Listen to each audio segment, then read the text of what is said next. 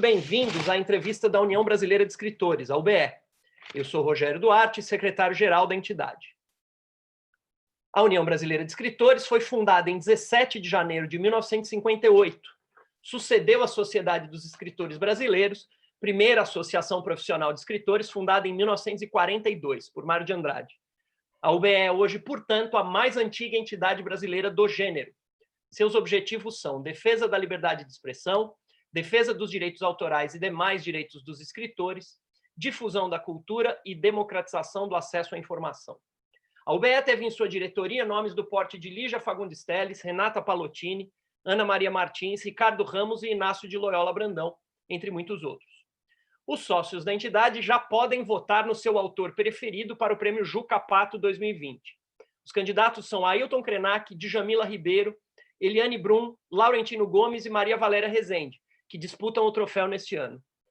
Acesse o site da UBE, que é www.ube.org.br, clique em Juca Pato 2020 e ajude a escolher o intelectual deste ano. Atualmente, o presidente da entidade é o Ricardo Ramos Filho, que nesse momento não pôde estar presente, daqui a pouco ele deve estar aí, e aí ele vai te dar as boas-vindas, tá, Mariana? Eu vou fazer a tua apresentação e a gente já começa. Podem se filiar à UBE todos aqueles que se consideram escritores, que tenham livro escrito e publicado, e ou aqueles que publicam regularmente seus textos na internet. Desde o início da quarentena, todas as terças-feiras, às 19 horas, a UBE tem promovido entrevistas com os escritores. Essas entrevistas acontecem aqui via Zoom, sempre o link é recorrente. As entrevistas são transmitidas ao vivo pelo YouTube, como está acontecendo agora, e ficam disponíveis na página da UBE, no próprio YouTube, no Spotify e no Google Podcasts. A entrevistada de hoje é Mariana Félix, slammer, poeta e educadora. Sua obra versa sobre o empoderamento feminino, a emancipação da mulher negra, o amor, a política e suas relações com a cidade. Mariana tem mais de 180 mil seguidores nas redes e os seus vídeos de poesia ultrapassam a marca de 15 milhões de visualizações. Mariana foi finalista na Batalha Nacional de Poesias, o Slam BR, nos anos de 2014, 15, 16 e 17. Em 2019, foi uma das poetas formadoras nas escolas inscritas no Slam Interescolar. Depois ela vai contar para nós mais ou menos o que é isso. Ministrando oficinas de produção poética e performance para adolescentes de escolas públicas, além de ministrar a oficina Cicatrizes, com a escrita e a performance sendo utilizadas como ferramentas de cicatrização das feridas femininas. Mariana, muito boa noite. É uma grande alegria para a UBE ter você aqui. Eu vou me permitir quebrar o protocolo antes de você se apresentar. Na semana passada, a gente teve uma associada da UBE histórica, a Ana Maria Martins, uma mulher de 95 anos, que conheceu muita gente, vamos dizer assim, da tradição da literatura brasileira no século XX e da própria UBE. Ela participou da diretoria da UBE. E aí eu estava muito feliz, eu te falei isso pelo telefone, eu estava muito feliz porque na semana passada a gente teve uma pessoa, vamos dizer assim, que dialoga com toda essa tradição da literatura brasileira no século XX e com a própria história da UBE, e hoje a gente tem você, que representa, eu te disse isso e digo para os que estão presentes, que representa um dos movimentos mais significativos da literatura brasileira no século XXI, que é o Slam, que você vai contar para a gente como é que funciona, quais são as suas participações. Então, seja muito bem-vinda. É um momento muito especial para a UBE nesse ano. E então, se você quiser dar o boa noite, aí a gente começa a nossa entrevista. Salve, boa noite. Bom, acho que eu já fui muito bem apresentada, já fiquei muito feliz com a minha apresentação. E é isso, agradeço a oportunidade desse lugar de fala, agradeço a oportunidade dos ouvidos e penso que o tradicional e o novo também tem muito a trocar, muito a se acrescentar, né? Então, estou muito feliz de estar aqui nessa noite com vocês, podendo trocar. Seja muito bem-vinda. O nosso presidente, ainda bem, ele chegou a tempo, antes de a gente começar a entrevista, o presidente da UBE, que é o Ricardo Ramos Filho, acabou de entrar. Então, Ricardo, dá suas boas-vindas, não perdeu nada, a gente só fez a apresentação. Oi, Mariana, tudo bem com você? Tudo bem, boa noite. É um prazer te ver por aqui, é um prazer ver todos aqui na sala. Eu quero me desculpar pelo atraso, mas hoje eu achei que eu não ia conseguir, deu muito problema para eu entrar. Não sei o que aconteceu com o meu computador, já estava ficando nervoso, estava quase jogando ele longe, mas consegui entrar em tempo. Eu tenho Bom, certeza que eu adoro o Islã, eu tenho certeza que eu vou adorar a tua entrevista hoje e vai ser muito legal. Seja bem-vinda. gratidão. Mariana, vamos lá. A gente sempre começa com a mesma pergunta, né? A gente sempre começa perguntando qual que é a sua história como leitora, em primeiro lugar, e não sei se geralmente as histórias de quem é entrevistado aqui, as histórias como leitores, engatam nas histórias como escritores, como autores. Então, essa é a minha primeira pergunta. Qual que é a sua história como leitora? E depois, na sequência, qual que é a sua história como escritora? Bom, minha história como leitora começou dentro da minha casa, né, com os meus pais. Eles me incentivavam muito. A princípio, eles me obrigavam muito a ler, sim, meio que na obrigação, por tarefas escolares e tudo mais. Só que, com o tempo, eu fui gostando bastante de ter esse contato, né, com a literatura desde a infância. Então, eles sempre me incentivavam a ler mais e mais livros. Eu tinha carteirinha em muitas bibliotecas.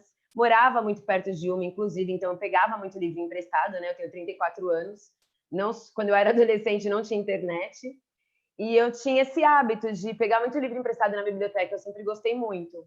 E eu acho que meus pais foram os principais incentivadores. Eu acho isso muito bonito na minha história como leitora, porque hoje eu sei que eu tenho o hábito da leitura e gosto tanto de ler, porque meus pais sempre me incentivaram. Meu encontro com a escrita, porém, na escola eu sempre gostei de escrever. Eu cheguei a vislumbrar em escrever profissionalmente, né? Eu falei para minha mãe que quando eu crescesse, eu gostaria de ser uma escritora. Minha mãe disse, porém, que essa profissão não existia. E aí isso me desanimou um pouco, então eu acabei desistindo. E acabei seguindo outras coisas, né? Outras escolhas profissionais. Eu era funcionária pública de uma escola na prefeitura, eu era inspetora de alunos, concursada, então trabalhei 10 anos em escola. E tinha até me distanciado e esquecido desse sonho de infância. Só que acontece, teve um ano que eu rompi uma relação de muitos anos, né? E aquilo me entristeceu muito, e foi um ano que eu me estraguei demais. Porque assim, né? Você termina uma relação, quem nunca sofreu terminando uma relação ali com seu coração machucado? Logo, o jeito de eu me distrair foi o começo de um site de crônicas que eu escrevia. Eu sempre gostei muito da prosa. E aí, nessas crônicas, meus amigos e amigas davam sugestões de coisas para eu escrever. E eu postava lá quinzenalmente. Desculpa te interromper, isso você tinha que idade? Eu já estava com 25 anos, já estava adulta, 26. E aí eu acabei começando esse site mais para uma ocupação da mente, uma distração. Só que acontece, quando o site começou a ser bastante lido, acessado, eu já fiz um site ao invés de um blog, porque eu pensei que no site eu ia sair pelo meu bairro, espalhando que o site estava disponível para campanhas, assim, para divulgação de coisas do bairro, e essa galera me pagaria um valor ainda que simbólico, mas para manter o site. Ofereci esse serviço no bairro, ninguém quis comprar. Aí o que acontece? Mas eu não desisti do site, continuei lá escrevendo. Do site eu migrei para o Facebook, e lá no Facebook eu passei a escrever, então, várias séries, enfim. Foi onde começou minha trajetória de escrita. Então quer dizer que a tua trajetória de escrita está muito mais ligada com a internet do que com uma trajetória tradicional de editora. Inclusive até hoje é assim, né? Então, quando eu já estava escrevendo, o meu primeiro contato com uma editora foi quando falaram assim, por que você não publica o livro para uma editora? E aí, tipo, tinha os telefones que a gente ligava e perguntava quanto que a editora cobrava para fazer um livro. Só que aí nós mesmos que pagaríamos, né? Então eu pensei, eu não quero fazer esse caminho, não tenho interesse. E aí o que eu percebi? O que eu me dei conta? De que aquilo que eu imaginava, que escrever, do nada se recebe um convite de uma editora, é algo que não acontece, é algo que não existe. Logo, eu pensei dentro das possibilidades que eu tinha de publicação, quais eram as opções. Então eu fiz uma pesquisa, fiz um estudo dos tipos de publicação. E aquela me apresentada no início, que era nós pagarmos para uma editora fazer o livro, era só uma das opções, e tinha um leque todo de outras opções. E aí eu acabei conhecendo a publicação independente, que é o que eu faço, como eu publico meus livros, no caso, né? Uhum. Que eu faço parcerias para diagramação, para arte gráfica, para capa. Depois eu mesma lido com a gráfica em relação à impressão desses livros. registro na Biblioteca Nacional. Agora a gente tem a intenção de ter um selo próprio nosso. Registro na Biblioteca Nacional meus livros. A princípio, eu registrava como editora independente que eu conheço. E agora, pela primeira vez, meu quarto livro vai sair para uma editora independente também. Mas sempre nessa linha, sabe, do independente. Porque eu descobri que essa publicação independente, ela é um outro percurso, e inclusive é um percurso muito aproximado do público, e eu gosto. Exatamente por eu vir dos slams e vir dos saraus, meu contato com o público é maior. Então, assim, minha ligação com a publicação começou já de forma independente. E o teu canal de venda são os slams. É nos slams que você vende teus livros, né? A princípio foi. Meu principal canal de venda foi os slams. Eu vendia de mão em mão. Eu me lembro da primeira vez que a gente se conversou, que foi lá na Flip em Paraty, e você me deu um número assim assustador. Você me contou que você tinha vendido, posso falar o número? Pode. Que você me contou que você tinha vendido, isso foi na Flip, acho que de 2 ou 3 anos atrás, você tinha vendido 6.000 exemplares, o que no Brasil não é pouca coisa. Então, eu queria te pedir... De um dos meus livros. De um deles, né? E esse número certamente aumentou de lá para cá, né? Eu tenho aqui ainda os dois que estão aí do seu lado, mas eu quero mostrar os meus aqui. Mudou a capa do Mania? Não tem mais? Mudou. Tem uma nova capa agora. Ah, tá. Essa é a primeira capa. Então é legal essa capa aqui. Sim. Então, eu queria que você contasse um pouco, primeiro, como o slam é um movimento que tem gente que não conhece, a gente tem público que assiste pelo YouTube. Eu queria que você explicasse um pouquinho como é que funciona o slam, né? Aqui no Brasil, acho que o pessoal sabe que o slam, a maioria das pessoas sabe que o slam tem uma origem norte-americana, né? Tem uma série de artigos, uma série de pesquisas que contam isso, mas eu queria que você contasse a tua experiência, como é que você chegou no slam, e aí conectasse o slam com os teus livros. Quando eu já estava escrevendo para esse site e também no Facebook, o que acontece? Foi quando eu tive meu primeiro contato com uma galera de sarau, que promove sarau. O organizador de um sarau lá de São Miguel Paulista, que é a periferia de São Paulo, eu estava morando em São Miguel na época, falou para mim, né? Ele falou, você escreve? Eu falei, escrevo crônicas, escrevo prosa. Aí ele falou, você escreve poesia? Eu falei, não. Ele falou, mas vem no sarau ler uma crônica sua. E eu fui.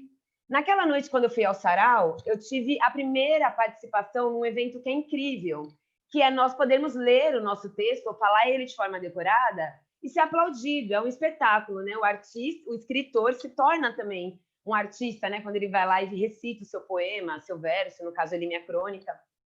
Mas achei muito interessante a poesia que eles faziam, porque era uma poesia muito diferente da que eu aprendi na escola. E como eu venho dessa leitura de uma literatura muito tradicional, eu não gostava de poesia, porque, assim, por exemplo, o Vinícius de Moraes, eu amo o Vinícius, respeito muito a poesia dele, grande poeta. Porém, as poesias dele não me contemplam, a maioria delas. Ele fala sobre universos que eu, assim, não entendo muito bem o que ele está querendo dizer. Ele descreve lugares os quais, assim, nunca estive, né? Venho da periferia, então, assim, não é uma poesia que me contempla, que me toca daquela forma profunda. Não todas, assim, algumas que eu gosto. Mas, enfim, não tinha representatividade. Mas, exatamente por ser um grande nome da nossa literatura, sempre acompanhei Vinícius. A poesia marginal periférica, quando eu ouvi naquele sarau, ela tinha uma linguagem muito aproximada da minha. As pessoas que estavam naquele ambiente eram muito parecidas comigo. Então, assim, eu me senti muito mais conectada com aquela poesia. E foi muito lindo aquele encontro. Eu fui nesse sarau, na semana seguinte eu estava lá novamente. E passei em todas as semanas. Lá dentro desse sarau eu conheci o slam. O slam é uma batalha de poesias. Ou seja, poetas se reúnem em espaços públicos, praças públicas ou até mesmo lugares fechados, como teatros da cidade de São Paulo e do Brasil. Hoje nós somos mais de 120 comunidades de slam no Brasil. Elas se reúnem para falar poesia. Só que aí tem um formato diferente do sarau, que é um formato livre, que as pessoas vão lá e recitam abertamente. No slam, não. Tem que ser 3 textos autorais de até 3 minutos. E todo mundo que está inscrito no slam pode participar. E aí tem jurados que vão dando notas para a gente, de 0 a 10. Cada fase é eliminatória, até chegar num ganhador ou numa ganhadora por noite num slam. Os slams são mensais, todos eles, do Brasil inteiro, são mensais. Acontece uma vez por mês. Então, mensalmente, sai um ganhador e uma ganhadora de um slam.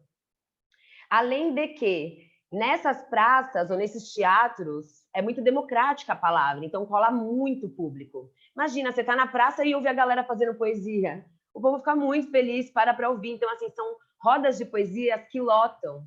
Um exemplo é o Slam Resistência, que acontece na Praça Roosevelt. Lá, eu no Slam Resistência, numa noite de final, chegou a colar mais de 400 pessoas na praça pública para celebrar a poesia. Então, assim, isso é incrível. É muito Mariana, bom. e conta um pouco como é que funciona a escolha, porque o público escolhe, né? Isso é muito legal, né? Conta como é que funciona isso. A escolha funciona assim, a gente fala quem nunca foi num slam. Essas pessoas levantam a mão, a gente fala, você quer ser jurado? Ou seja, o critério é tocar o seu coração.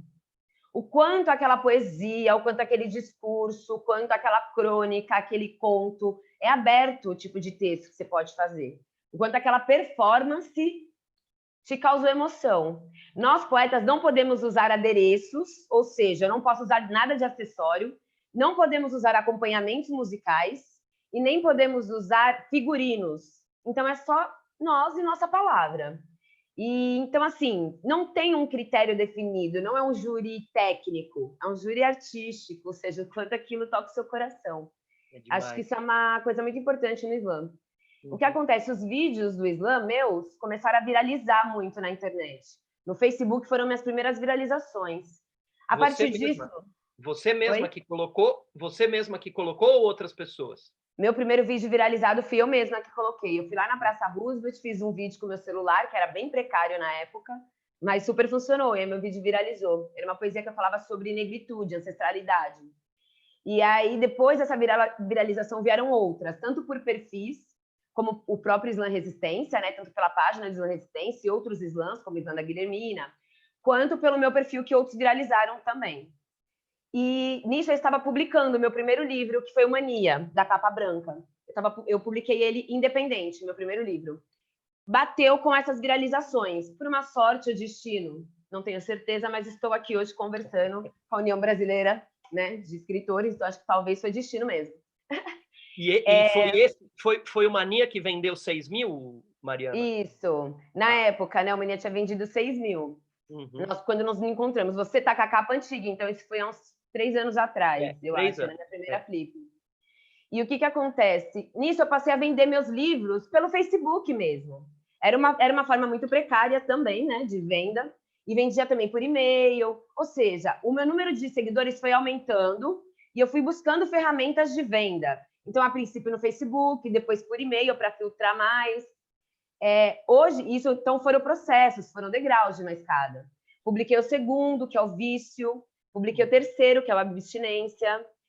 Hoje eu vendo muito livro, então eu já tenho um site que fica mais fácil, né? Aceita cartão, boleto, tranquilamente a pessoa vai lá e compra o livro. Então, supre a demanda das minhas vendas.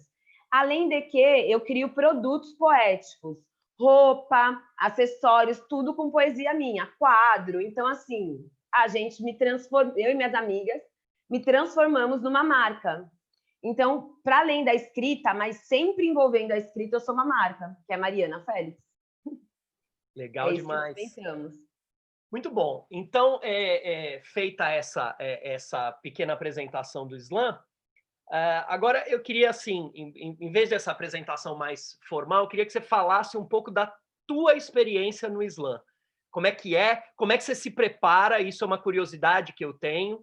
Né? Quer dizer, quando você cria os poemas que você vai declamar, se tem algum método, se é uma coisa assim completamente intuitiva, essa é uma grande curiosidade que eu tenho, não sei se você pode contar ou se você quer contar, mas é uma grande curiosidade que eu tenho, porque eu vejo que os vídeos são muito impactantes, o público realmente se envolve muito. Então, eu imagino que isso tem uma preparação. Então, eu queria que você agora contasse um pouco da tua experiência como autora de poesia falada. E depois a gente vai para os textos escritos. Tá.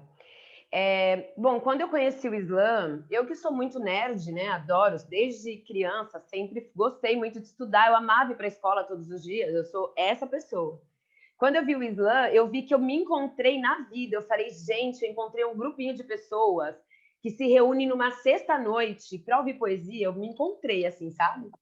E foi muito legal, porque eu me senti primeiro acolhida. Foi muito bom encontrar outros escritores e outras escritoras.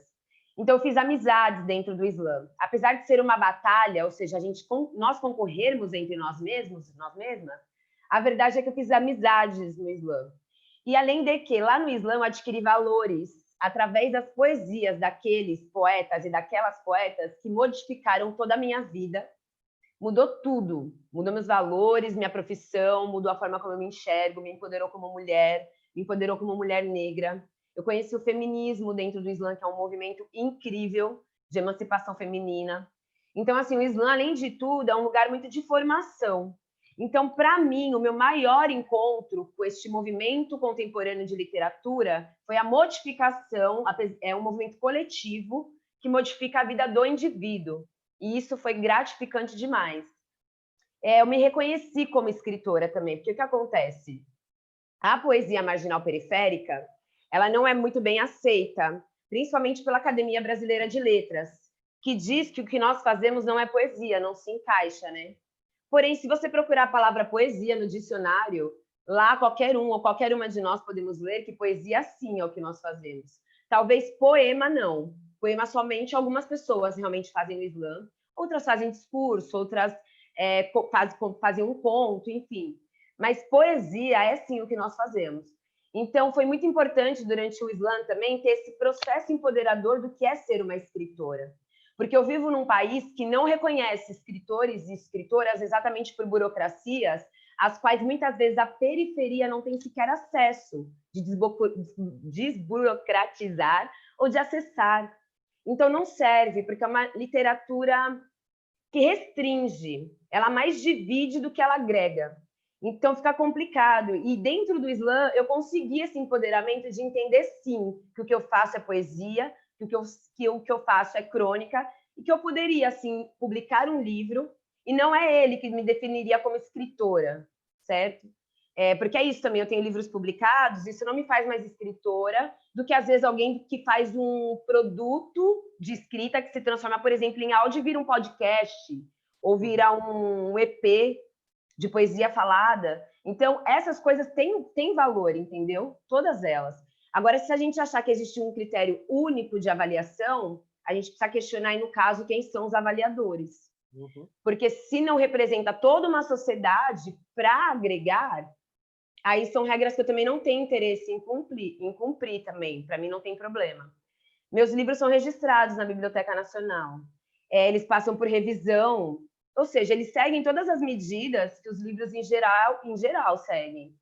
Mas muitas pessoas achariam que o meu não tem valor nenhum.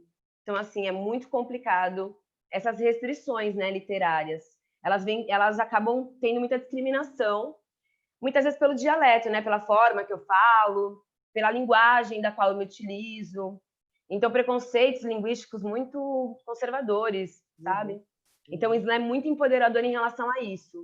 Nós entendemos que talvez a gente não precise se adequar a outra classe, que nós somos um movimento, inclusive, que só cresce, está se tornando gigante, e que nós temos certeza, assim, que a gente está colaborando para essa literatura contemporânea, e nós temos cada vez mais interesse em sermos reconhecidos como um movimento, tanto de sarau quanto de Islã. E para a formação de novos leitores. Com certeza, eu acho que hoje sarau e Islã formam mais leitores do que muita escola no Brasil. Eu tenho certeza do que eu estou falando. Sim. Mas escuta, você não me contou como é que você se prepara para o Islã, em termos práticos, assim. Olha, quando eu faço uma poesia, eu me preparo para o Islã desde a hora que eu escrevo a poesia. Quando a ideia vem, ela não vem de uma vez. Geralmente eu fico mastigando aquela ideia semanas. E eu sei que uma hora a poesia vai vir, né? Ou a dissertação, ou o conto vai vir. Então eu fico guardando aquilo. Quando ela vem de verdade, assim, que é tipo uma intuição, tipo uma... nem sei, uma psicografia, quase como isso. Quando a inspiração vem e eu escrevo o texto, eu já escrevo ele sentindo quanto tempo ele tem, porque exatamente por eu viver, eu passei 5 anos seguidos batalhando em muito Islã no Brasil inteiro. Então, meu corpo organicamente já sente o tempo daquele texto, quando eu leio, quando eu escrevo. A primeira coisa é o tempo. Depois eu treino a poesia. Eu demoro, sei lá, de 4 horas, às vezes, para decorar uma poesia. Em 4 horas eu decoro uma que eu acabei de fazer. Às vezes, sei lá, uma semana. Depende da complexidade do texto. Decoro, treino o corpo dela. Depois que a poesia está decorada na mente, eu crio um corpo para ela, uma performance física. Não muito abrangente, porque eu não sou atriz, mas eu decoro formatos do que eu vou fazer com o corpo durante minha apresentação para ser expansiva, para olhar no olho dos jurados, para, enfim, ter uma boa performance naquela noite. E vou para o slam, com a cara, com a coragem, e sempre tomando um vinho ou uma breja, para dar coragem, porque assim, falar para a maior galera, falar para uma galera gigante numa noite, requer coragem. Então, assim, tem vezes que alguma coisa ajuda. Porque, olha, eu vou te dizer que meu coração fica na boca, mas é sempre incrível. Vou lá, batalho meus 3 minutos, passo de fase, eu não passo de fase, mas já ganhei muito slam, assim, modéstia à parte. Me dediquei para a cena, ganhei muito slam, treinei muita poesia. Não é à toa que publiquei 3 livros. Esses 3 livros são só da época do slam. Eu escrevi eles nos anos de 2013, 14, 15, 16, 17 e 18. Saiu 3 livros. Juntei tudo, separei em uma trilogia poética. Uhum. Agora, o meu 4º livro já é de outro momento, esse que vai sair pela editora independente. Aí ele já é um afastamento dos slams e uma volta para a prosa, que foi onde eu comecei no site. Uhum. Mas eu me preparo dessa forma. E os poemas que estão nos livros aqui, esses livros que estão aí do seu lado, eles são todos de slam? Todos, sem exceção? Não. Você trabalha com slam? Não, né? Tem Não. Coisa que é só poesia escrita. O primeiro capítulo dos 3 livros é só poesias de slam. Uhum. O segundo capítulo dos 3 livros são dissertações, crônicas, e são mais introspectivas, sobre o eu. E o terceiro capítulo dos 3 livros é só os amores e desamores que eu tive nessa vida, porque foram muitos. O então, coração é de poeta. Então vamos entrar nesse assunto. Claro que não a sua vida pessoal. Diga, pode falar. Ah, não, pode seguir. Não, é porque eu tenho aqui o texto que eu usei para te apresentar, eu tirei uma parte do teu site, né? Eu adaptei do teu site. E tem, né, quando você se apresenta, você coloca: sua obra versa sobre empoderamento feminino, emancipação da mulher negra, o amor à política e suas relações com a cidade. Eu acho que é importante isso. Eu queria que você falasse um pouco desses temas, né? Você falou já da importância do feminismo, que você tomou contato no slam, mas eu queria que você falasse um pouco da importância desses temas na tua obra. Eu pessoalmente, um dos poemas teus que eu acho mais interessantes é o Capitu, que tem na tua página no YouTube. Eu sempre apresento para os meus alunos, quando eu falo do Machado, para dar a ideia de intertextualidade e tal. E é um tema muito recorrente, né? Inclusive no teu cotidiano, na rede social, você fala disso sempre, né? Nos teus stories e tal. Então, eu queria que você voasse um pouco nesse assunto. Então, Dom Casmurro é o meu livro favorito, né? Eu amo, assim, o meu escritor favorito brasileiro é Machado de Assis. Eu gosto muito, respeito muito Machado, eu acho ele escritor brilhante, assim, sempre achei. E Dom Casmurro é meu livro favorito, porque, assim, mesmo quando não se levantava ainda essa discussão, uma das principais discussões em torno do livro durante muitos anos era se a Capitu tinha traído ou não o Bentinho. E desde a primeira vez que eu li Dom Casmurro, há muitos anos atrás, eu sempre achei ele extremamente estranho. Então, assim, para mim, Machado fez uma denúncia ali de, um cara extremamente manipulador. O personagem, o narrador, ele é personagem ao mesmo tempo, ou seja, você não ouve a narrativa da Capitu em nenhum momento do livro. Tudo que nós pensamos sobre a Capitu é construído a partir do pensamento e dos olhos do Bentinho. Como poderíamos ter certeza de que ela fez tudo aquilo? Ou de que ela agiu daquela forma? Ele praticamente conta sobre o que ela pensa, mas que poder ele tinha de saber disso? Então, assim, acho que, na verdade, tanto é que, no final, Machado não diz se ela traiu ou não, porque o livro não é sobre isso. O livro é sobre como, quando a gente está com um amor ou uma doença na cabeça, como aquilo cresce. Então, assim, deu para ver a doença, a problemática do Bentinho crescer, até ele enxergar o rosto do melhor amigo no filho, sem nem ter provas, entendeu? De que ela estava realmente com o amigo dele. Então, assim, perturbado, Bentinho, assim, meio perturbado. E eu já reconhecia isso desde quando eu li a primeira vez, se tornou meu livro favorito, porque eu sempre achei a Capitu misteriosa, exatamente por nós não sabermos dela. quando fui crescendo, enfim, o movimento feminista aqui no Brasil, a gente tem falado mais sobre isso, parece que virou uma chave, né? Depois de 2012, 2013, principalmente, virou uma chave aqui no Brasil que nós começamos a falar mais sobre esses temas. E quando eu conheci o feminismo, batia muito de frente com o que eu pensava em relação ao livro. E eu falei, olha aí, Machado sendo super visionário. Aí eu gostei mais ainda dele, gente. Não sei se é porque, assim, eu sempre arranjo um jeito de gostar de Machado, mas eu gostei ainda mais dele. Porque eu falei, olha que época importante para fazer, né? Sei lá, para fazer essa narrativa a partir do que ele fez mesmo. Que não era sobre ela trair ou não. Até porque ele não entrega isso no final do livro.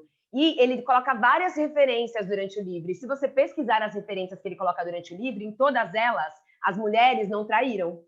Então, quando ele cita a peça, na peça, fulana foi tida como traidora, mas não tinha traído. Então, assim, se você montar o quebra-cabeça das referências do livro, você também vê que Machado diz que ela não traiu. Era sobre a doença na cabeça do Bentinho. Então, assim, para mim é um livro incrível. Quando eu cheguei nos slams, a galera não, pelo menos a galera no Sarau e nos slams que eu fui na época, de 2014, 13, ninguém conhecia muito bem Dom Casmurro. Já tinha ouvido falar, porque Capitão é um nome famoso, né, aqui no nosso país, por conta do livro, mas ninguém sabia ao certo. E eu sempre contava essa história e convidava a galera a ler o livro. Hoje, no Sarau e no Slam, sabe quantos poetas não falam de Capitão e de Dom Casmurro? Então é legal, porque além de tudo, a gente traz as nossas referências individuais para aquelas rodas, através da poesia. Isso agrega e nós trocamos também, porque foi através de outras poesias que eu tive várias referências e aprendi muitas coisas. Então, é um local de troca de conhecimento através da literatura, assim, é muito incrível. Legal. Vamos falar um pouco da tua atuação como educadora, né? Ministrando oficinas de produção poética e performance para adolescentes de escolas públicas. Conta pra gente desse projeto. Bom, eu sou uma poeta formadora do Interescolar, Slam Interescolar, que é a proposta de nós colocarmos slams nas escolas, né? Existe desde 2015 o Interescolar, nós começamos com 20 escolas inscritas. Hoje já são mais de 100 escolas que nós estamos, então, Caramba. Assim, é muito legal. Os professores ficam enlouquecidos, professores e as professoras amam o slam, porque eles falam que quando a gente vai numa escola, ensina como faz o slam, né? Ou seja, as regras, como é que é o jogo, como é que é a brincadeira, modifica todo aquele universo escolar. Porque exatamente pelos assuntos dos slams serem sobre lutas, como feminismo, racismo, homofobia, gordofobia, enfim, e tantos temas políticos. Então, o slam é muito empoderador em relação a isso. Quando o slam vai para a escola, o slam acaba transformando aquele ambiente num ambiente melhor, um ambiente mais sadio, o ambiente escolar. Os alunos se comportam diferentes entre eles e elas, né? Então, é muito importante nós estarmos em mais de 100 escolas, porque a gente sabe que a arte modifica, que a arte cura. Então, é muito legal. E hoje, há 2 anos, ou melhor, ano passado e esse ano, o Slam da Guilhermina, que hoje no Brasil é o maior slam formador, com certeza, do Brasil inteiro, o Slam da Guilhermina, é quem idealizou o slam escolar, né? Ou seja, quem organiza esse slam escolar. O Slam da Guilhermina, quem trouxe lá da França, quando foi para a Copa Mundial de Poesia lá da França, que foi o Emerson Alcalde, um dos Slam Masters do Slam da Guilhermina, junto da Cristina, que é a companheira dele, os dois juntos são Slam Masters, e o Chapéu, que é o matemático. Quando eles foram para a França, eles viram o formato dos slams nas escolas. Lá na França, mais de 500 escolas têm slams. E eles batalham, as poetinhas batalham entre eles e elas. É muito legal.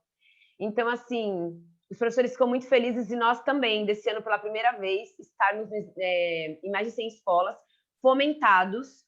Temos o Fomenta a Periferia para fomentar a periferia, para fomentar a literatura na periferia. Então, isso é incrível. A iniciativa partiu do Slam, né? Não foi da escola, a iniciativa partiu de você. Do Slam, e os slams convidaram as escolas. Que legal. Hoje elas ficam até sem poeta formador, de tanta escola que se inscreve. Mas a nossa ideia no futuro ampliar ainda mais, né? O projeto, enfim. E como é que está agora esse projeto agora com a pandemia? Nós estamos fazendo tudo online, mas nós estamos seguimos com o projeto. Que legal. E está rolando bem? Está rolando super bem. Hoje de manhã eu fiz um slam também, junto da Escola Firmino. Foi muito legal, foi um slam incrível. As poetas super gracinhas. só meninas. A maioria das escolas, a maioria inscrita nas escolas são sempre mulheres, meninas. Então, assim, é muito legal saber que a gente está plantando essa semente, veremos um futuro muito diferente feminino nesse país, não tenho dúvidas. A partir de que idade, Mariana, elas se inscrevem? Fundo 2 e ensino médio, ou seja, a partir do 5º ano. Uhum. Que legal, deve ser incrível. É aberto, dá para assistir ou é fechado? Os slams dá para assistir. Agora, se quiser, eu te mando o link, aí você pode colocar no grupo para assistirem. Por favor. Agora, as aulas que nós demos antes, aí são fechadas, são só para os alunos e alunas inscritos mesmo, para fazer o slam, né?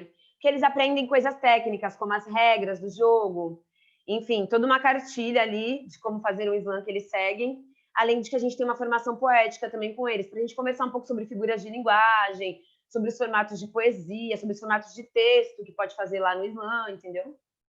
E os professores se envolvem no processo de formação, Mariana? Muito, Nossa. Eles gostam muito, eles participam de todas as aulas, eles trazem seus próprios textos também para ler junto dos alunos. Geralmente são os professores de sala de leitura, né? Que acabam levando o slam para aquela escola. Uhum. É muito legal. Bom. E a oficina Cicatrizes?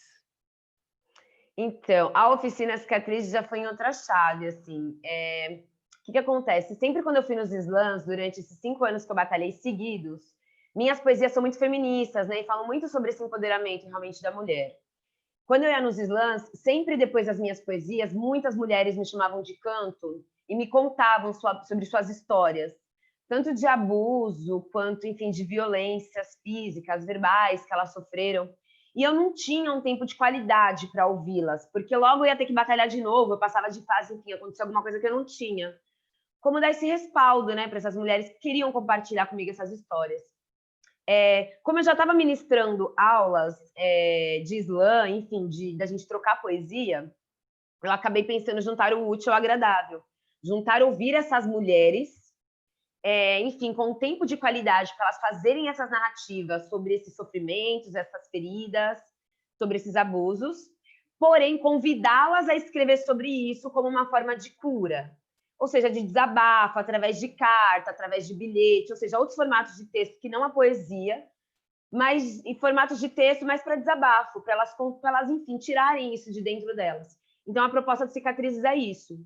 A gente primeiro tem um momento de dinâmica em que cada uma de nós vai falar sobre as coisas, eu desenvolvo uma dinâmica que acaba sendo esse convite da fala, e depois nós escrevemos cartas, bilhetes, enfim, recados pequenos, alguma coisa que bata no coração que a gente queira fazer aquele desabafo. Nós trocamos esses textos e depois nós lemos. E onde que acontece isso, Mariana? Como é que as pessoas chegam à oficina Cicatrizes? Eu, às vezes, ministro ela em algum lugar, eu sou convidada para fazer um Cicatrizes.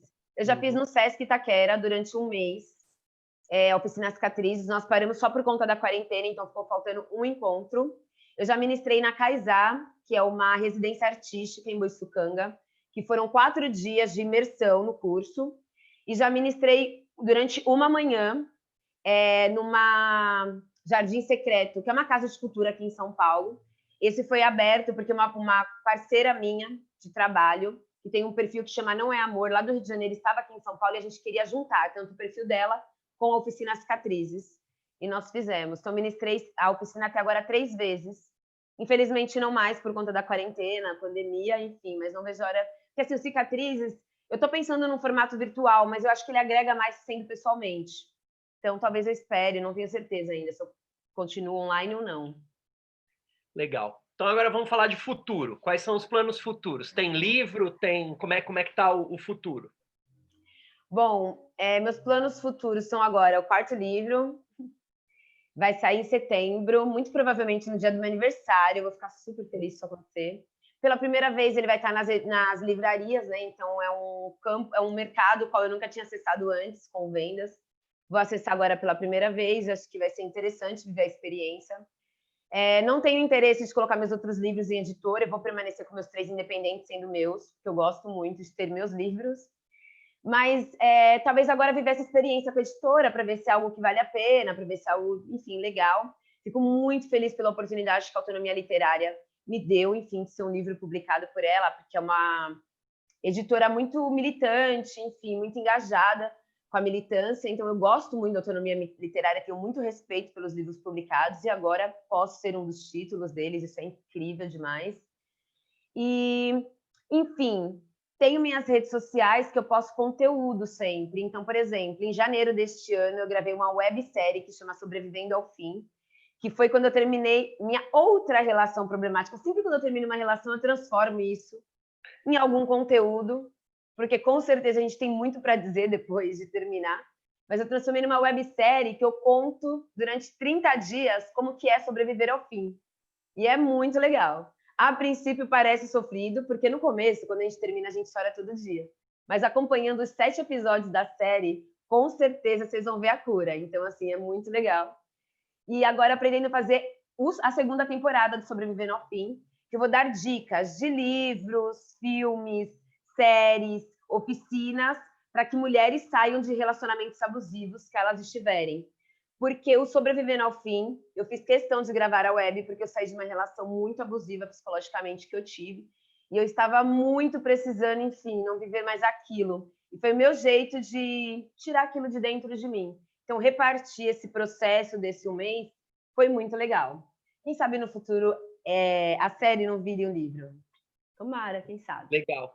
E eu sei que o pessoal quer fazer pergunta, já tem uma pergunta lá que a Gabizinha ajudou na resposta, mas depois Posso fazer uma poesia? Claro, claro. Eu ia pedir para você fazer uma poesia daqui a pouco. Eu tinha uma última pergunta. Tá. Não, então pode fazer. Eu queria saber, você falou que você tem outras pessoas que estão trabalhando com você, que você está criando a marca Mariana Félix.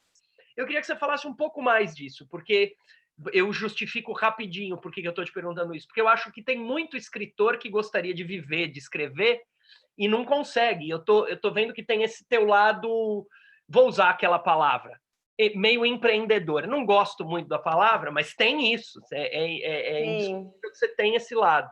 Queria que você falasse um pouco disso. Olha, eu decidi que eu não ia esperar uma editora me descobrir para eu realizar meu sonho. E até lá eu não pretendia guardá-lo na gaveta. Então, assim, eu desenvolvi meios de viver disso. Eu era funcionária pública, eu tinha um emprego estável, inclusive garantido para o resto da minha vida. Só que, assim, eu sou uma pessoa muito intensa, muito viva. Eu queria viver esse sonho. Desde quando eu comecei o site, escrevendo a crônica, que eu já vislumbrei, talvez, viver só disso. Então, eu fui desenvolvendo meios. Eu não sou tão empreendedora, não. Eu sou a parte escritora mesmo. Mas tenho 2 grandes amigas, que chamam Juliana Gomes e Daniele Martos, que as duas são, sim, super empreendedoras. Elas são geniais em ideias. Então, assim, elas que foram me encaminhando, elas foram me orientando, elas foram me ajudando, inclusive, não só me orientando, mas me ajudando. Então, por exemplo, meus 3 livros são feitos pela Juliana, o site é a construção da Juliana, a web eu gravo com a Juliana. Eu, Juliana e Dani temos um coletivo audiovisual que chama Prosa Poética, que a gente produz tanto a websérie quanto programas de entrevistas com artistas. Então, assim, elas são super desenroladas, super empreendedoras, assim, visionárias também. E elas sempre acreditaram no meu trabalho, sempre me olharam com admiração, acreditaram de verdade, enfim, no que eu escrevo. E foram minhas principais incentivadoras durante o processo. Conforme eu fui vivendo isso, fui vendo que isso estava se tornando realidade, claro que eu fui também aprendendo. Então, por exemplo, eu gosto das redes. Logo, eu estudo Twitter, estudo YouTube, estudo Instagram, estudo TikTok, estudo as redes para que elas me fortaleçam, para que elas me beneficiem, e não o contrário. Então, eu não uso nenhuma das redes de forma pessoal. Em todas elas eu trabalho, porque eu descobri que cada uma delas é uma ferramenta diferenciada. E é um tipo de linguagem. Então, acredito que, através da internet, foi muito importante para esse processo de democratizar. Então, é maravilhoso viver do que eu escrevo. Mas, assim, também tenho que dizer que não dá para romantizar tudo. Requer muita disciplina. Todos os dias eu escrevo, todos os dias eu trabalho, todos os dias eu produzo conteúdo. Todos os dias, feito uma religião. Porque esse é o meu trabalho. Então, assim, é maravilhoso fazer o que eu amo, porque eu amo o que eu faço, tranquilo. Só que requer disciplina e muito comprometimento. Enfim, para subir nas redes, conseguir alcançar o maior público, porque, como eu disse, é independente, ou seja, eu não estava, né, numa livraria, não tinha nenhuma editora. Então, eu tive que trabalhar em dobro, em triplo, para chegar nas pessoas, no conteúdo. Enfim, através dos vídeos que já viralizaram e continuar num trabalho contínuo, porque viralizar, às vezes, é mais fácil, mas sustentar uma viralização é muito difícil. Então, você precisa produzir conteúdos contínuos. Então, eu gosto. Para mim, é maravilhoso, assim, demais, demais. Eu amo tudo que eu faço. Legal. Então, agora gostaríamos de ouvir essa poesia, e depois eu vou abrir para as perguntas do público. Deixa eu só falar uma coisa, eu não tive tempo, porque eu estou aqui envolvido com a entrevista, mas eu queria dar boa noite àqueles que estão nos assistindo pelo YouTube, Stella Maris Rezende, Renato, Cláudio, o pessoal que mandou, Ieda, o pessoal que mandou um salve por lá. E, então, você faz a poesia e aí a gente abre para as perguntas do público. Tá bom. Bom, vou fazer uma que é uma das primeiras poesias que eu fiz, tá até no Mania, meu primeiro livro. Ela é meio antiguinha, acho que eu fiz ela em 2014, mas eu amo ela, porque eu falo dessa literatura a qual eu consumi, né? Então, vou fazer para vocês. Ela chama Literal à Altura, tá? Gregório de Matos, barroco. Com a igreja, barra limpa. E entre o céu e o inferno estou eu nessa noite, insistindo em ser poesia. Arcade, arca com mais caro, e materialismo sim eu conheço ao fim do mês, arcando com a falta do meu salário. Mas se meu romantismo está em baixa, eu juro então amores a você. Leva meu corpo, possui a alma, faz até José de Alencar pagar para ver. Nosso indianismo, ilhado, ritual, presopopeia de corpos gritados. Não sou Machado, não me compare, não fui eu que podei seus galhos. Realismo é ver nossos corpos suados. Me chama, vai, para morar. A Luísa, eu vou invadir seu cortiço. Naturalismo, eu te entregar meu vício. Em escrever. Elipse, papel, caneta, ideia, vodka. E o simbolismo que me perdoe, mas eu não gosto das suas classudas formas.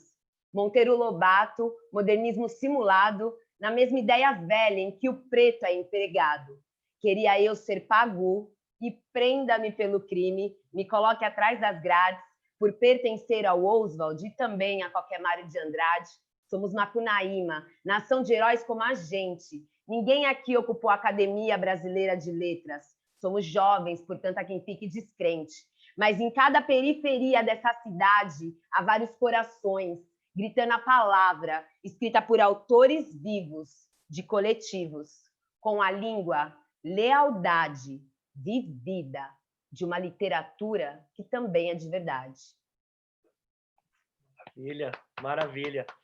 O pessoal está aplaudindo, não dá para ouvir. O pessoal está com o microfone, mas tá lá todo mundo aplaudindo, estou vendo aqui. Muito bem, então vamos lá. Normalmente a gente faz assim, a gente alterna perguntas do pessoal do YouTube com o pessoal da sala. A gente já tem, então, alguém perguntou o seguinte, você pode explicar novamente a razão de não usar nenhum adereço no Islã? Não pode usar nenhum adereço, nenhum acessório. Então, por exemplo, eu não posso estar falando de batom, aí sacar meu brilho aqui e passar.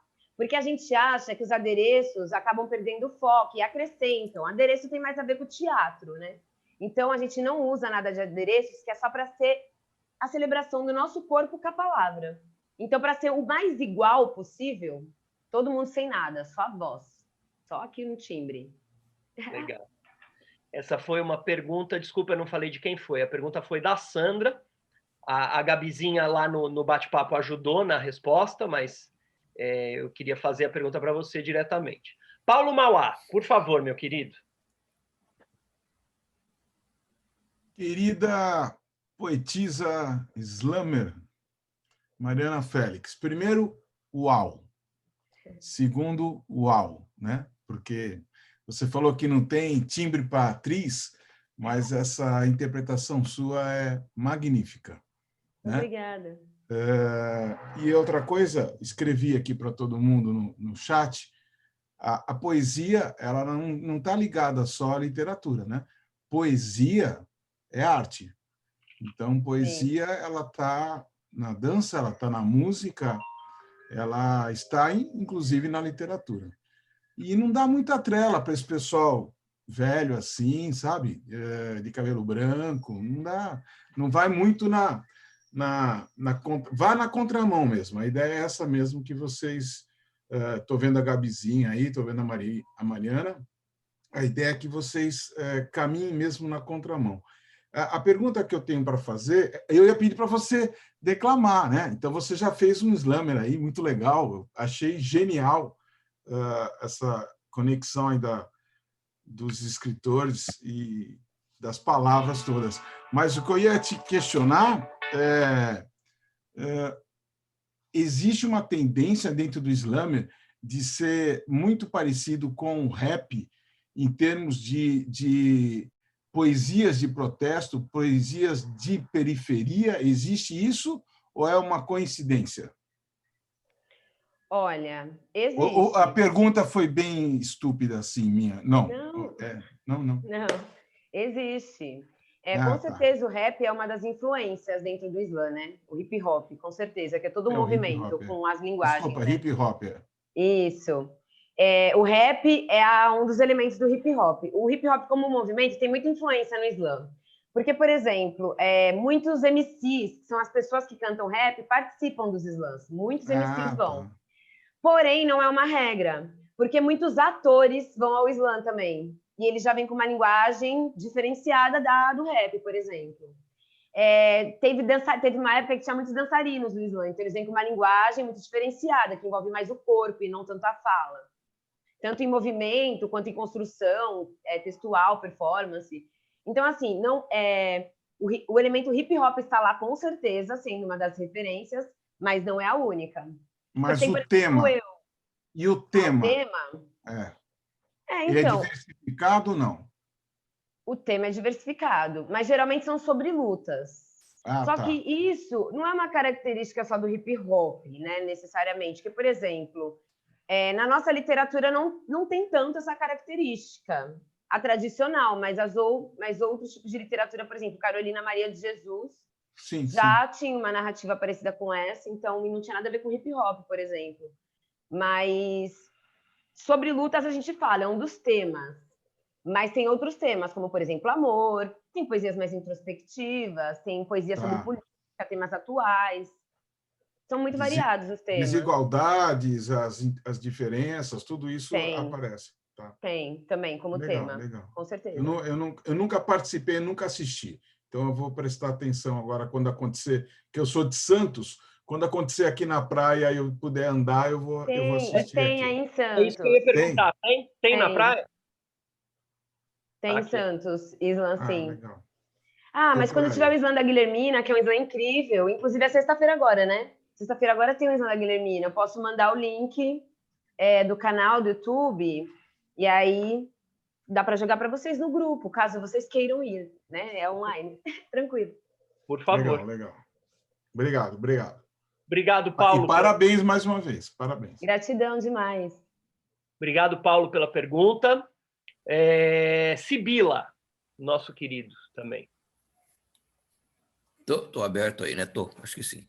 Tá. Então, Mariana, muito legal a tua apresentação, a tua garra, a tua força, essa coisa nova essa poesia resistente, né? Muito interessante. E isso me leva a duas questões. Primeiro, eu também quero, como o Paulo, eu também quero conhecer um pouco mais essa coisa do slam, enfim, essa nova possibilidade. Mas tem uma coisa que me vem assim à mente, que volta e meia tem pesquisas de quantos livros são lidos no Brasil, quantas bibliotecas estão, o ranking dos mais lidos, e me parece que, pelo que você está falando, Mariana, lê-se muito mais do que aparece nas pesquisas de números de leitura, né? Tem a impressão que não saberia quantificar, mas talvez até dobre ou triplique as leituras que não são informadas, né, pelos meios convencionais. Então, isso é uma coisa que é só uma constatação, nem é uma pergunta, né, mas é uma constatação. E a segunda é uma pergunta, se eu ainda tenho esse tempinho de fazer.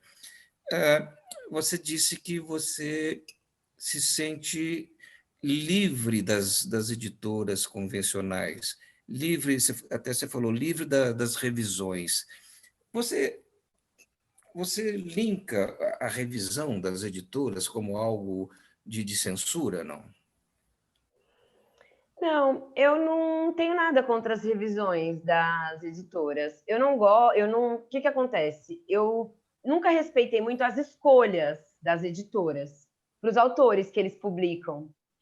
Mas, enfim, também não ia me render a esse mercado, por isso que eu publico independente. Eu não tenho interesse hoje em, por exemplo, vender meus livros para editoras, porque hoje eles são meus e eu recebo por eles 100% e, inclusive, desenvolvi métodos de vendas.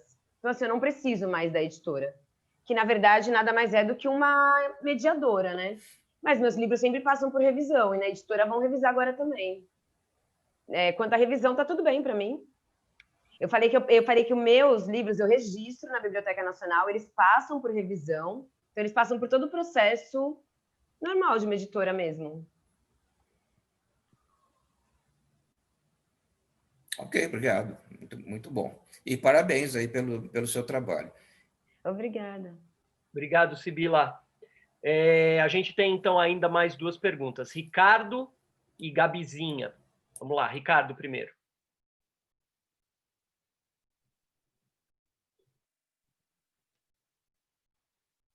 Será que ele travou? Não sei. Não. Ele tá Soltou. agora? Foi, Agora foi. Mariana, eu vou pedir licença, vou fazer duas perguntas, tá? A primeira é assim, eu gosto muito, eu vivo fuçando no YouTube para ver slam e tudo, eu acho, como eu falei, eu até como escritor, eu sou muito grato ao slam, porque eu acho que o slam divulga a literatura de uma maneira bacana, leva a literatura para o jovem, leva a linguagem escrita para o jovem. Eu acho o slam maravilhoso, eu sou fã do slam. E nessas minhas andanças pelo YouTube, vendo slam, eu vi que tem brasileiros que participam de batalhas de slam fora do país, né? Não sei se você já participou. Agora, o que eu achei incrível é assim, por exemplo, na França, eu vi alguns lugares onde tem slam, que sobe a plaquinha, aquelas coisas e tudo.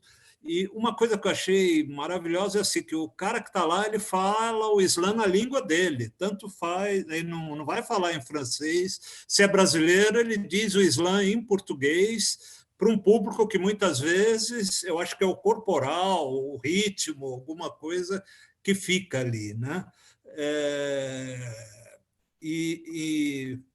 Então, a minha pergunta era nesse sentido, assim, se nesses slams mais famosos, da Guilhermina, vem gente de fora fazer aqui também? Vocês pegam gente de fora ou é uma coisa que está mais restrita a gente, brasileiro mesmo? E se você já foi a um slam fora do país? Aqui no Brasil, às vezes, sim, participa um poeta de outro país. Se algum poeta de outro país estiver no slam, ele pode se inscrever livremente e participar, mas ele fala na língua dele. Não vai ter tradução simultânea, que é o caso da Copa, né? Mas ele pode batalhar. O que acontece? Nós já temos uma Copa também aqui no Brasil. Hoje já acontece uma internacional, que é a FLUP, né? Ela acontece no Rio de Janeiro, durante a Feira Literária da FLUP. E aí poetas do mundo inteiro vêm para o Brasil para batalhar aqui, a nossa Copa. E também, depois do ano inteiro de batalhas no slam, o slam é um circuito, né? Que vai ter eliminatórias a cada mês, classificatórias a cada mês. No mês de setembro, outubro, tem as eliminatórias para ver quem vai representar cada slam no slam SP, e o slam RJ, slam DF, ou seja, em cada estado vai acontecer um slam para definir quem são os representantes que vão para o nacional, que aí é o slam BR. E aí, depois do slam BR, batalha-se mais vários dias também para descobrir quem vai ser o representante ou a representante brasileira na Copa do Mundo da França, que hoje é um dos circuitos, o qual a gente faz. A gente pretende, no futuro, abrir mais circuitos, tanto da Copa do Mundo no Canadá, por exemplo, que é um circuito, tem Trinidad e Tobago também, outro circuito, e também temos com a proposta de fazer um novo mundial aqui no Brasil, além da FLUP, ou seja, outro mundial. Vamos ver, né? A gente está assim em processo, quem sabe rola. Eu nunca fui para um slam internacional. Eu já estive no BR Acho que eu estive na final do BR, acho que 4 vezes, eu não me lembro exatamente. Mas só uma das vezes eu cheguei até a final, ser uma das 6 finalistas mesmo do BR. Somente em um dos anos. Porque é bem disputado, poetas do país inteiro vêm, assim, mas sempre é incrível o Slam BR. E são incríveis os slams internacionais, que a gente sempre assiste ao vivo, né? A comunidade do Slam se reúne para assistir o Slam BR. Sempre é muito legal. Eu gosto muito. E a outra pergunta que eu quero te fazer é o seguinte: eu vi que o teu slam, como a maioria dos slams a gente ouve, ele é muito politizado, ele vai falar ou das questões raciais ou das questões femininas, desse jeito. Eu vi que o teu, esse que você falou, pelo menos, ele traz muitas referências literárias. Isso é uma característica tua ou você falou esse por estar na UBE, por ser uma coisa de saber que aqui é um ambiente de escritores e tudo? Ou você normalmente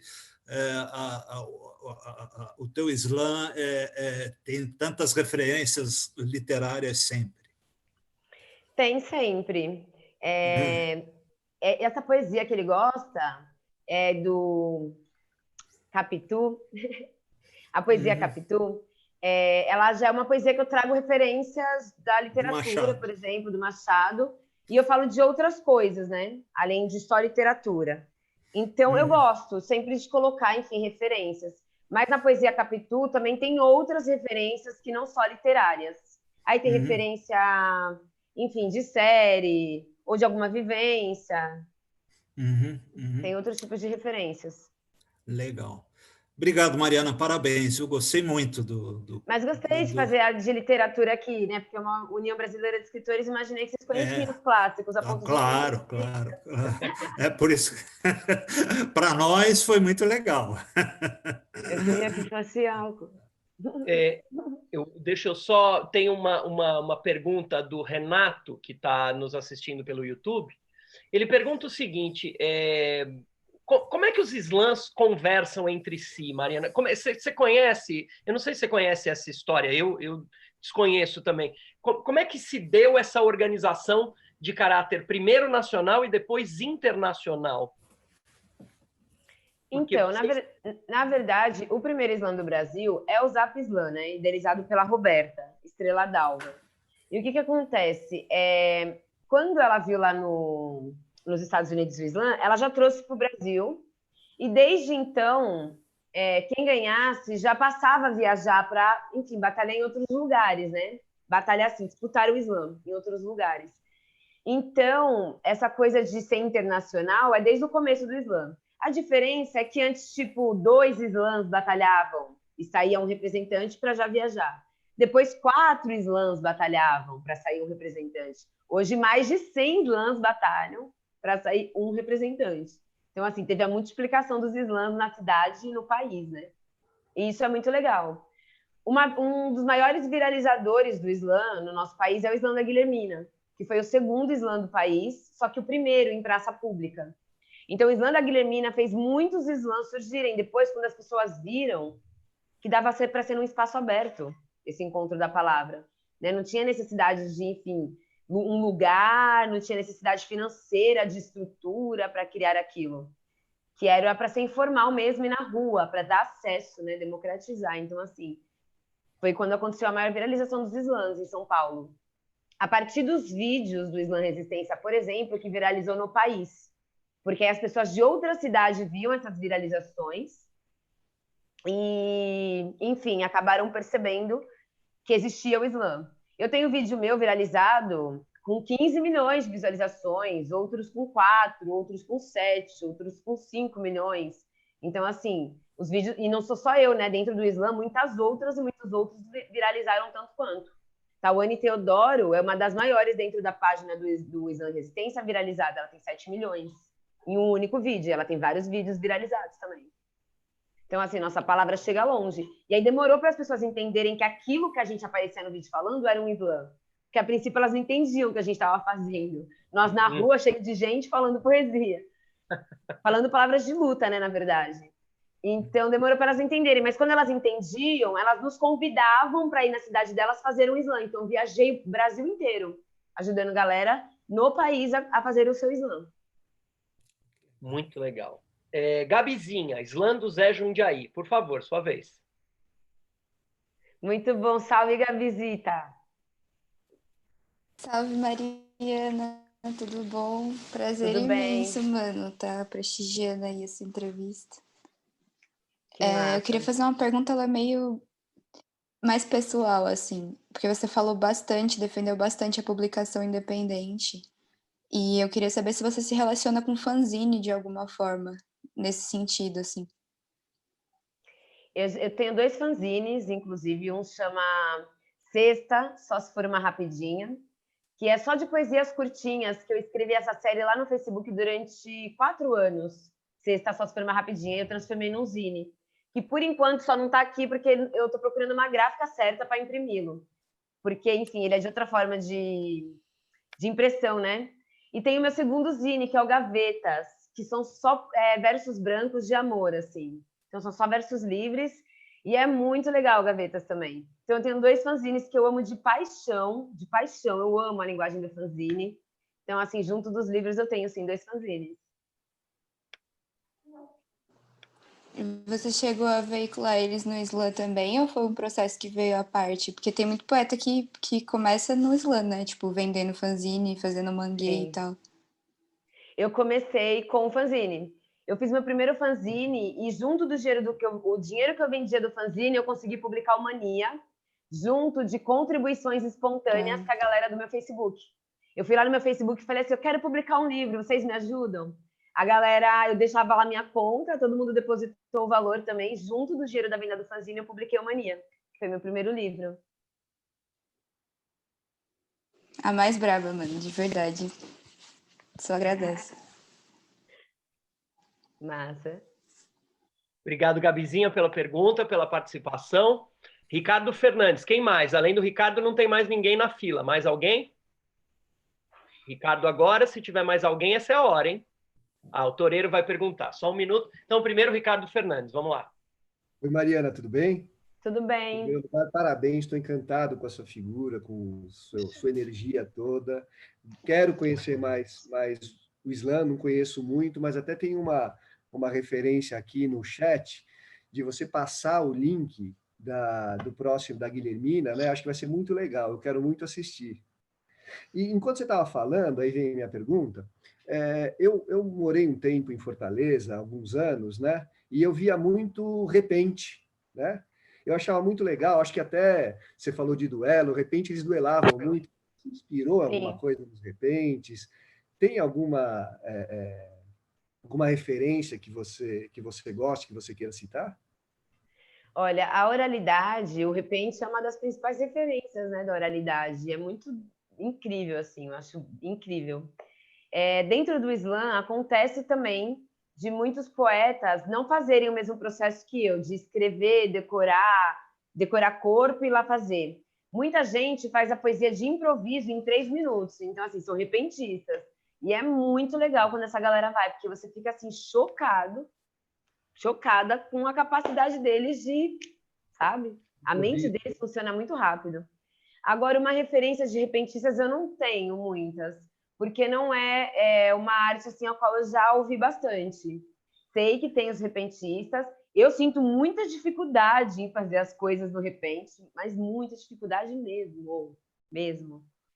Mas acho que uma referência minha dentro da literatura, que é o que eu gosto, como eu disse, eu gosto muito de Machado, e hoje as pessoas que mais leio e ouço, né, estão dentro da literatura marginal. Então, eu posso citar algumas referências da literatura marginal, tanto de spoken word, que é essa palavra falada dos slams, que tem publicações de livros também. Então, eu posso citar Emerson Alcalde, posso citar Patrícia Meira, posso citar Tawane Teodoro, Lica Rosa, quem mais que eu gosto muito? Rodrigo Ciríaco, Andrew Cândido, Lucas Afonso, Jéssica Campos. São pessoas, escritores e escritoras da cena marginal que eu gosto demais, assim, que eles são incríveis. Tá bom. Obrigado, viu? E parabéns mais uma vez. Gratidão. Ricardo, pela pergunta. Toreiro. Oi, Mariana. Oi. Oba. Eu queria saber, pergunta mercadológica, assim, de dinheiro, né? Quantos livros você vende do Mania e do Vício? Eles chegaram a que tiragem? Essa é a pergunta A, depois tem a B. Olha, o que eu consigo dizer com mais certeza é o Mania, né? Porque o Mania foi minha primeira publicação, então tá lá em 2014. Nós estamos agora em 2020. O Mania já vendi, sei lá, mais de 12 mil cópias, 13. Eu não faço contagem, verdadeiramente eu não faço contagem, controle das minhas vendas.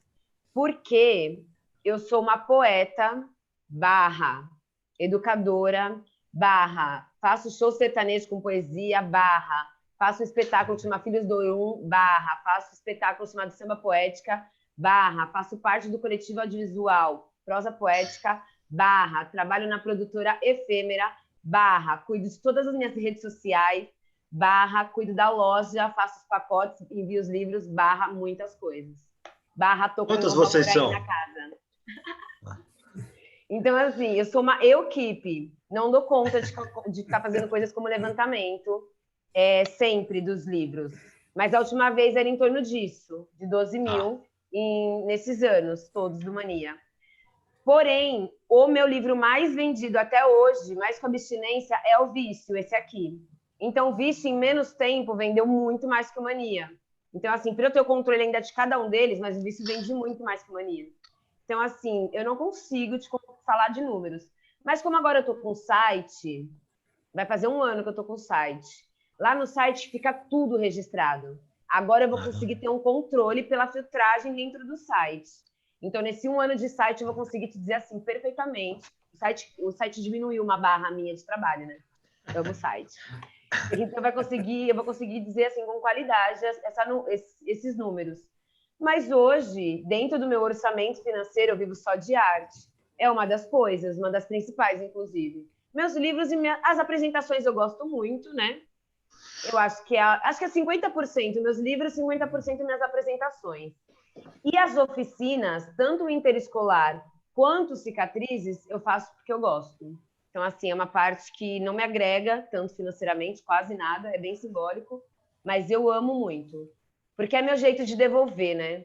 Eu acho que, enfim, eu estou num país que eu tive poucas oportunidades, poucos acessos, mas os acessos que tenho, que tive, sou muito grata e sempre tento devolver para as minhas, para os meus, para o lugar de onde eu venho, para modificar a vida de outras pessoas, não somente a minha, né? Eu não quero ser a preta única, eu não quero ser a única da literatura marginal periférica com destaque, eu quero sempre criar meios e ferramentas para que sejamos muitos e muitas, para que outras e outros tenham tantas oportunidades que nem eu tive. Ou mais, né? Porque eu tive poucas, então tenho mais oportunidades do que eu tive.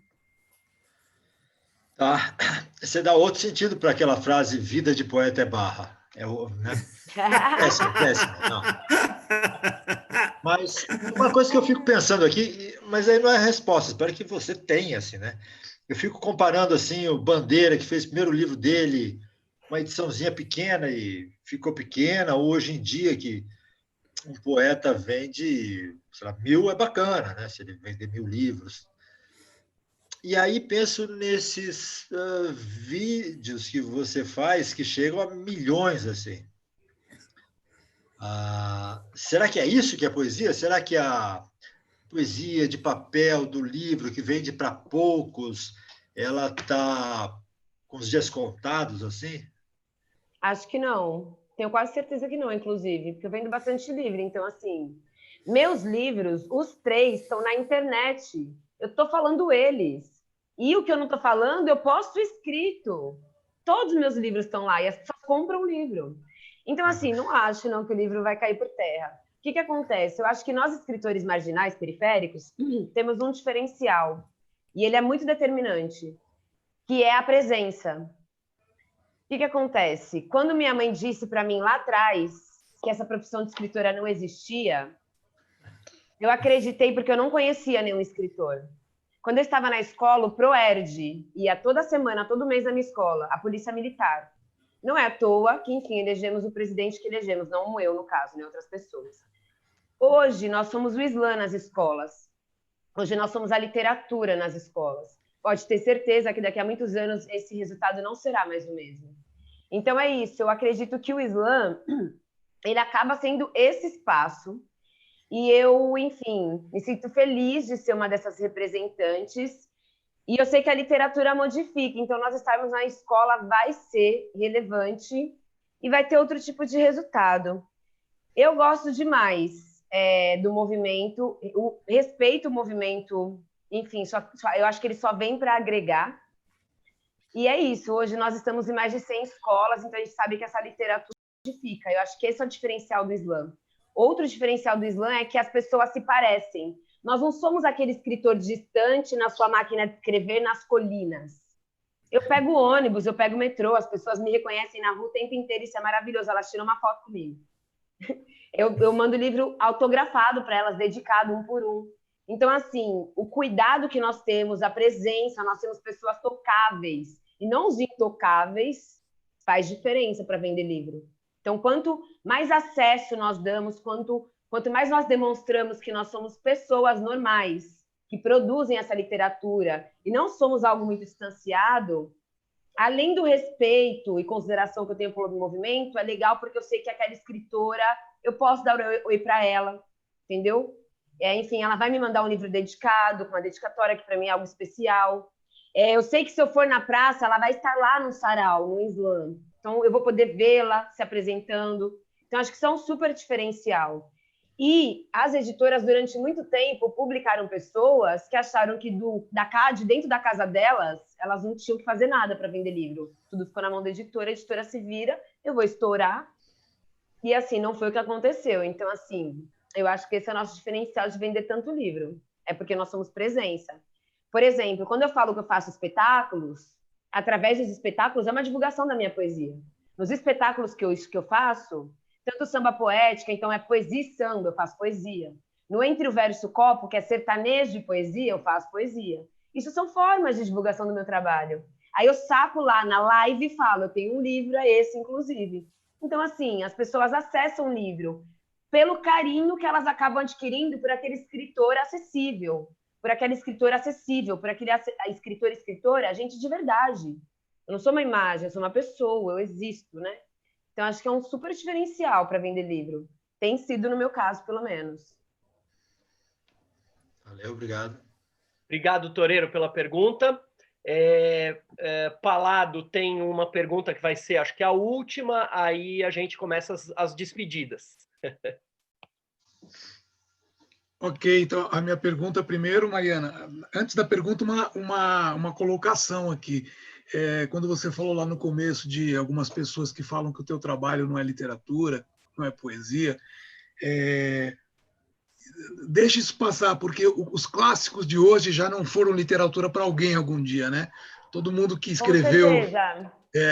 Todo mundo veio, revolucionou e já ouviram dizer isso não é arte, isso que você está fazendo, isso é uma porcaria, isso é um lixo. E, na verdade, porque o novo, o que é novo sempre choca e sempre nos traz um novo olhar.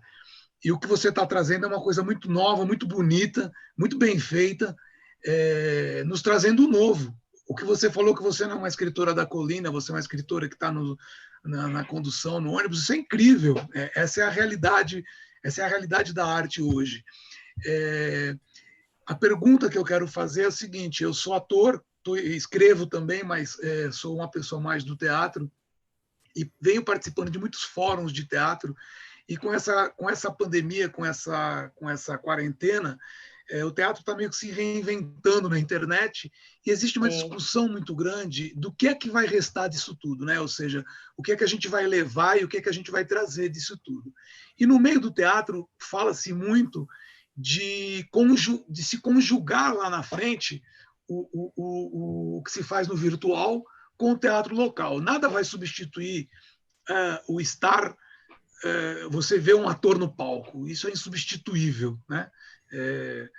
Por isso a televisão já existe há tanto tempo, o cinema e o teatro continuam existindo. Mas existe uma forma das coisas se conjugarem.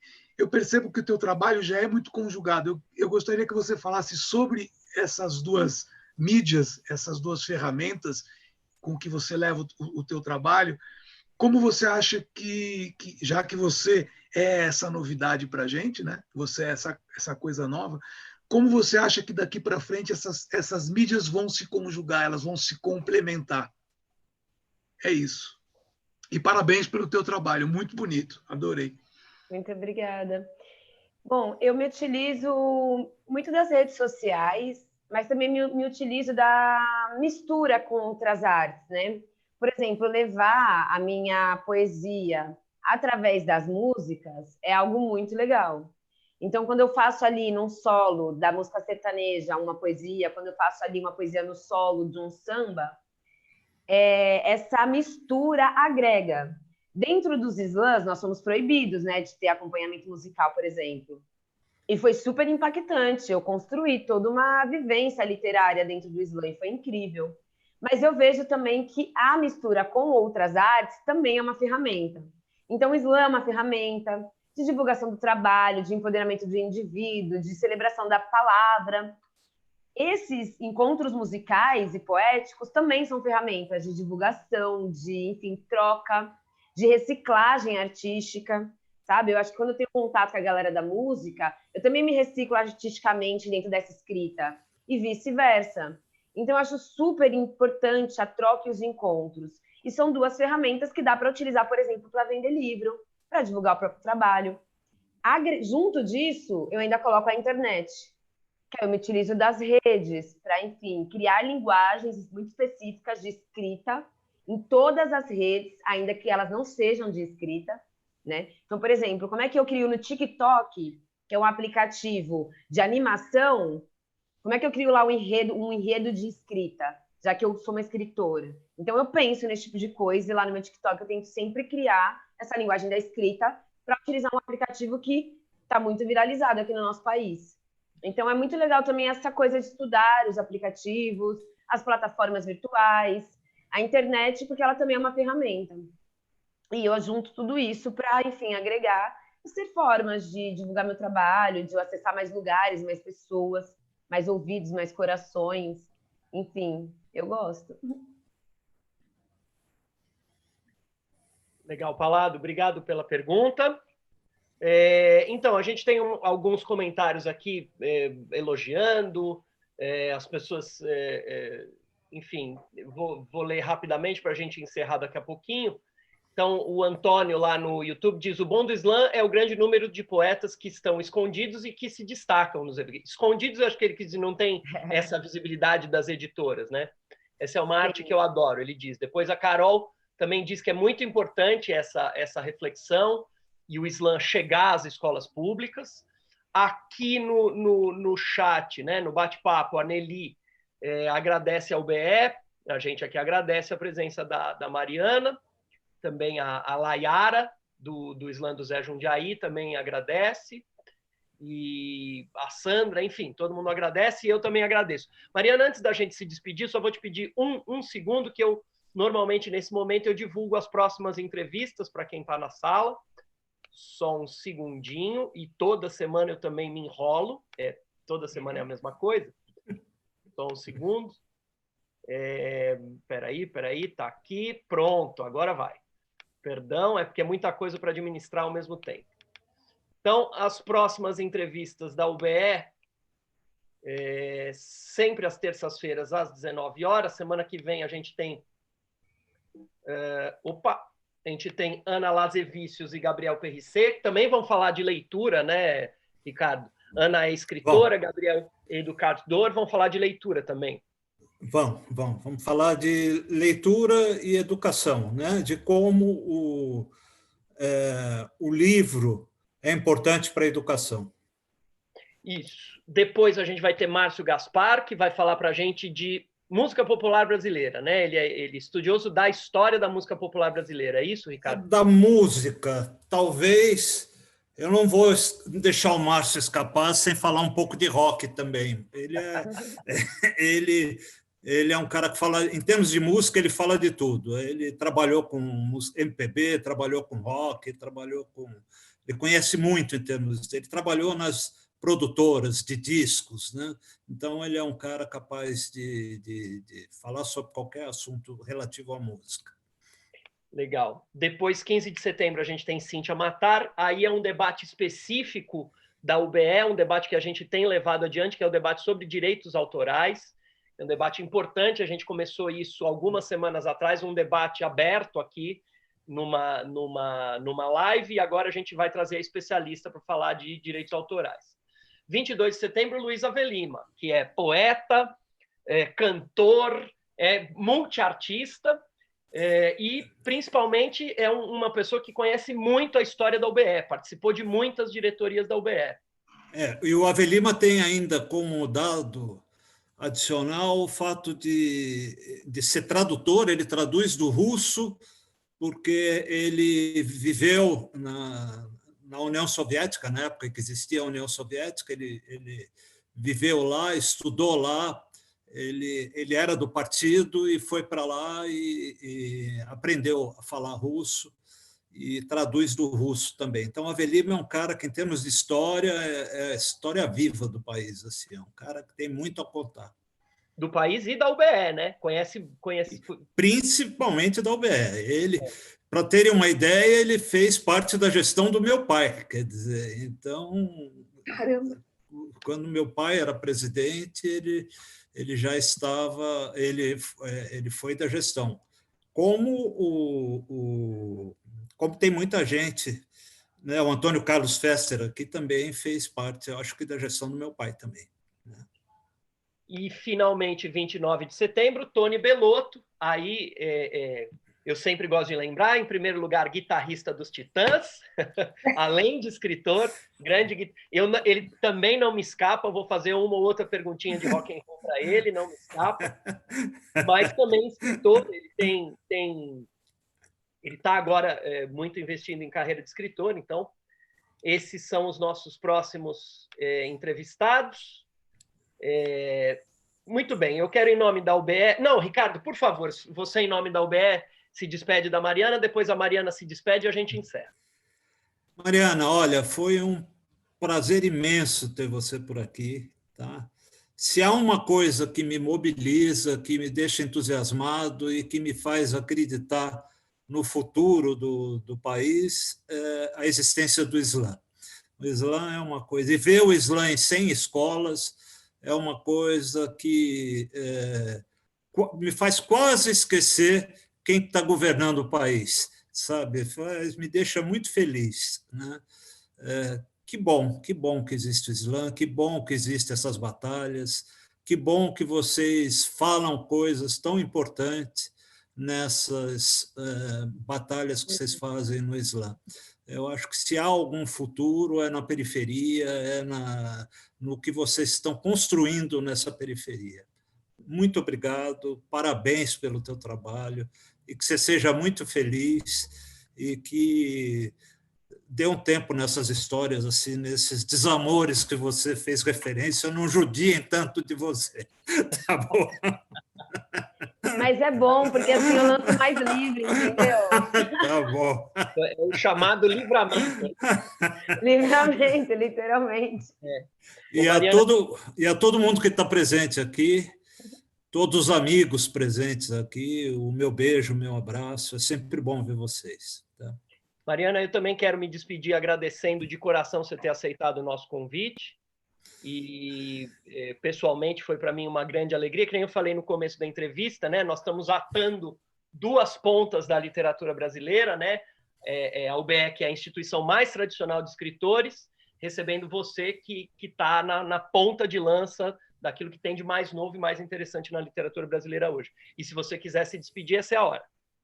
Olha, eu fico muito feliz, como eu disse, pela oportunidade dos ouvidos, pelas perguntas atenciosas e pelo espaço de fala, né? Lugar de fala, que incrível poder estar aqui falando de um movimento qual eu faço parte, enfim, que também faz parte dessa literatura, então como é boa a troca de informação, de conhecimento, enfim, de alternativas, né, dentro da escrita.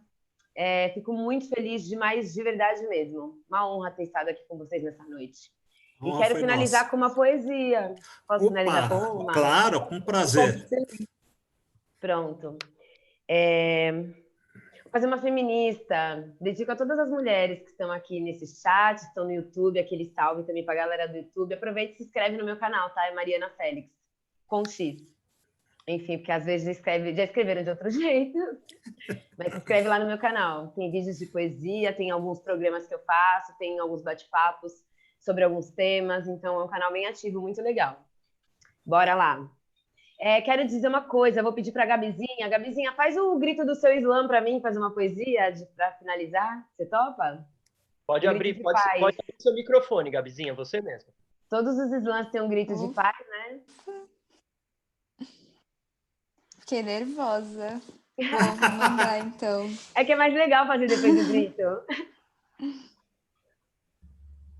Total, né? Dá uma adrenalina. Onde nós estiver, a poesia tá de pé. Slam do Zé. Eu não me vejo na palavra fêmea, alvo de caça, conformada vítima. Um dia eu peguei todo gostosa e gatinha, aí eu coloquei minhas panelinhas. Eu separei a dedo o cinismo do que era ou não coisa de menina. 2 doses de recalque, 3 pitadinhas de mal amada e em fogo alto do meu temperamento opaco, eu cozinhei. Cada maltrato. Eu deixei em banho-maria todas as vezes que você disse que ninguém me queria. Aí eu refoguei junto das vezes que você disse que a culpa era minha. Eu esperei de 20 a 30 anos para descobrir que era tudo mentira. Eu peguei as sobras do que tinha na cozinha, fiz sua marmita. E eu vesti qualquer roupa que eu tinha, elas estavam dobradas ao lado das minhas panelinhas. Eu me perfumei da desobrigação de não ser mãe ainda. E entre todos os tipos de casamento, o calçado escolhido foi solteirice e desapego. Eu achei que na bolsa tinha muito peso, então eu decidi tirar dela todas as vezes que na cara você me apontou o dedo e saí.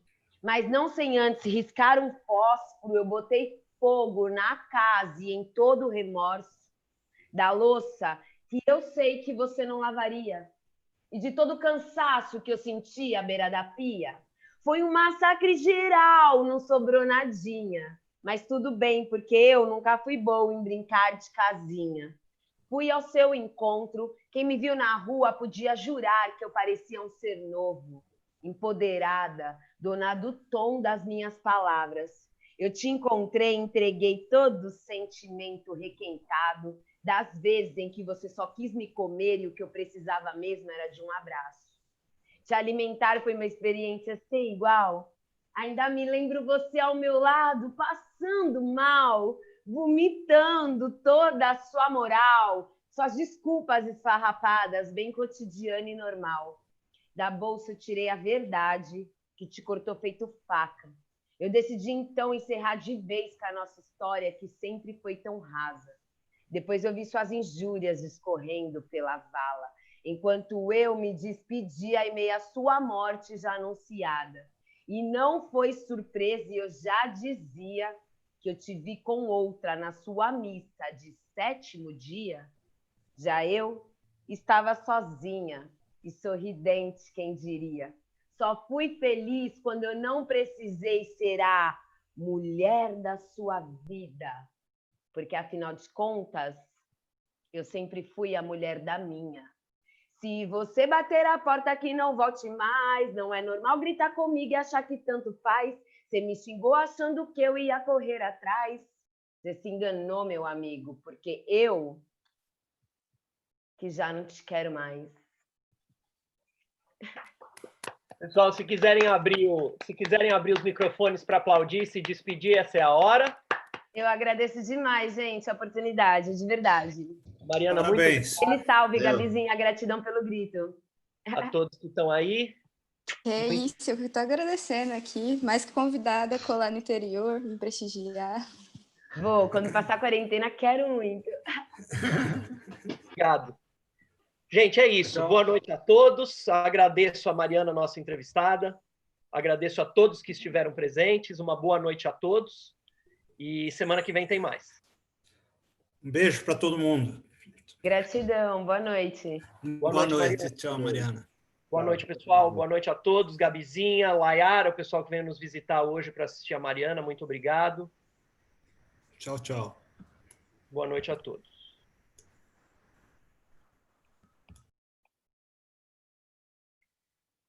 O pessoal está saindo, eu vou encerrar a reunião. Obrigado, gente. Boa noite a todos.